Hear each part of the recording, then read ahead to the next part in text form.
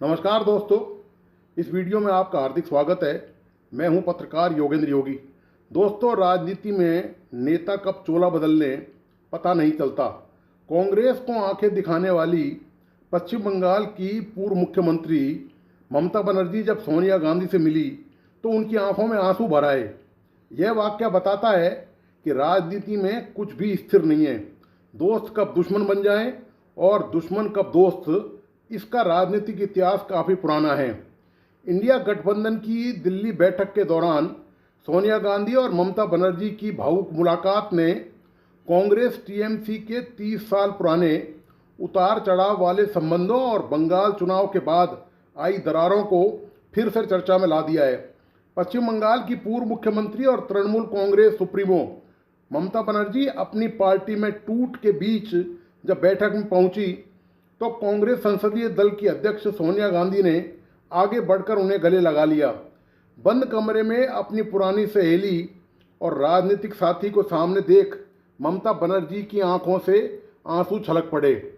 ममता के ये आंसू दरअसल कांग्रेस के साथ किए गए अपने खराब पुराने बर्ताव या कांग्रेस से अलग होने की गलती के एहसास की वजह से नहीं आए थे, बल्कि भाजपा द्वारा विधानसभा चुनाव जीतकर सारा दम्भ हवा होने से गई सत्ता गंवाने और अपने सांसदों के टूटने की वजह से आए। दरअसल पश्चिम बंगाल से तृणमूल कांग्रेस के सत्ता से बाहर होने और पार्टी के सांसदों के विद्रोह से ममता के राजनीतिक अस्तित्व पर संकट मंडरा रहा है, जिसकी ममता बनर्जी ने कभी कल्पना भी नहीं की थी। ममता को सोनिया गांधी से मिली जादू की झप्पी सिर्फ व्यक्तिगत ढांढस नहीं थी, यह कांग्रेस और टीएमसी के बीच पिछले 3 दशकों से चले आ रहे उतार चढ़ाव, पुरानी राजनीतिक दरारों और बंगाल में एक दूसरे के वजूद को मिटाने की खूनी क्रोनोलॉजी का अंतिम और सबसे असहाय पड़ाव था। 1997-98 में ममता बनर्जी ने तत्कालीन कांग्रेस नेतृत्व सोनिया गांधी के उभार के समय पर वामपंथियों के खिलाफ ढुलमुल रवैया अपनाने का आरोप लगाते हुए कांग्रेस से नाता तोड़ लिया था। ममता ने अलग तृणमूल कांग्रेस पार्टी का गठन किया था। अगले 2 दशक में ममता बनर्जी ने वामपंथ के साथ साथ कांग्रेस को भी बंगाल में शून्य कर दिया। वर्ष 2024 के लोकसभा चुनाव के दौरान ममता बनर्जी ने बंगाल में कांग्रेस को महज 2 सीटों पर ही लोकसभा चुनाव लड़ने की पेशकश की थी, मगर कांग्रेस टीएमसी से 10-12 सीटों की डिमांड कर रही थी। ममता बनर्जी ने कांग्रेस की 10-12 लोकसभा सीटों की मांग को अनुचित बताया था और पश्चिम बंगाल में सीट बंटवारे पर चर्चा में देरी के लिए कांग्रेस की आलोचना की थी। ममता ने एकला चलो की नीति अपनाते हुए बहरामपुर में यूसुफ पठान को उतारकर कांग्रेस के प्रदेश अध्यक्ष अधीर रंजन चौधरी को हरा दिया। इससे दिल्ली का कांग्रेस नेतृत्व बेहद आहत हुआ था। कांग्रेस पार्टी के पारंपरिक गढ़ों मालदा, मुर्शिदाबाद और उत्तर दिनाजपुर को भी पूरी तरह से ममता बनर्जी ने निगल लिया था।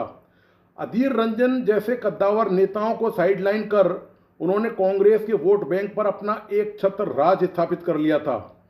ममता की राजनीतिक महत्वाकांक्षा इतनी प्रबल हो गई थी कि पश्चिम बंगाल तक सीमित होने के बावजूद कांग्रेस का नेतृत्व किसी भी रूप में स्वीकार करने से इनकार कर दिया।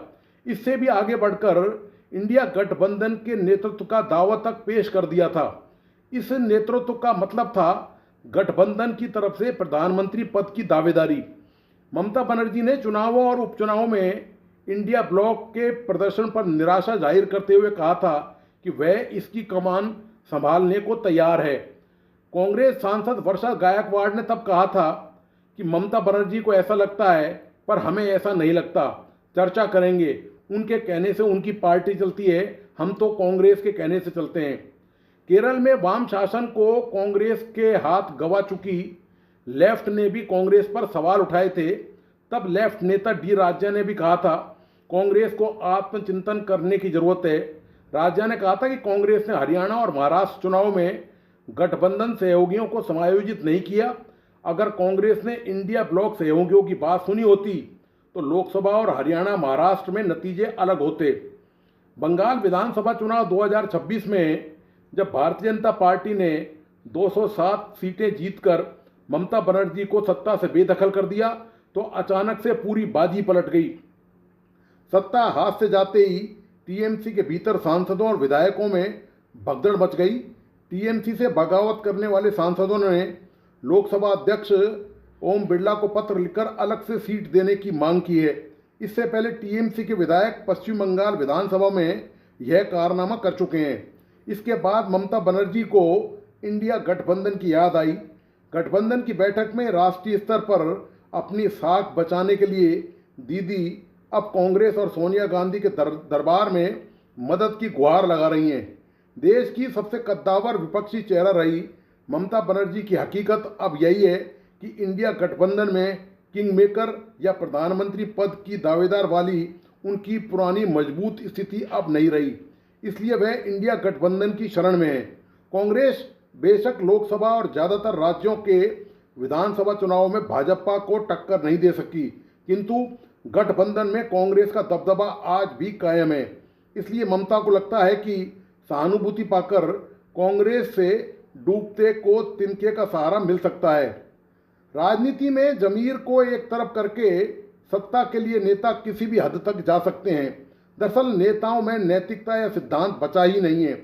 ऐसा नहीं है कि सत्ता की राजनीति में आवरण बदलने का काम सिर्फ ममता नहीं किया हो। इससे पहले भाजपा, कांग्रेस और अन्य राजनीतिक दलों ने दूसरे दलों से गठबंधन करके और मौका पाकर उनको धक्का देकर यह काम किया है।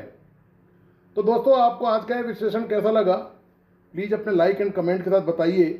इस वीडियो को अपने दोस्तों और परिजनों को जरूर शेयर करें। मेरा तमाम दोस्तों से आग्रह है कि प्लीज़ इस यूट्यूब चैनल को लाइक करें, सब्सक्राइब करें एवं बेल आइकॉन का बटन दबाना नहीं भूलें। धन्यवाद, नमस्कार।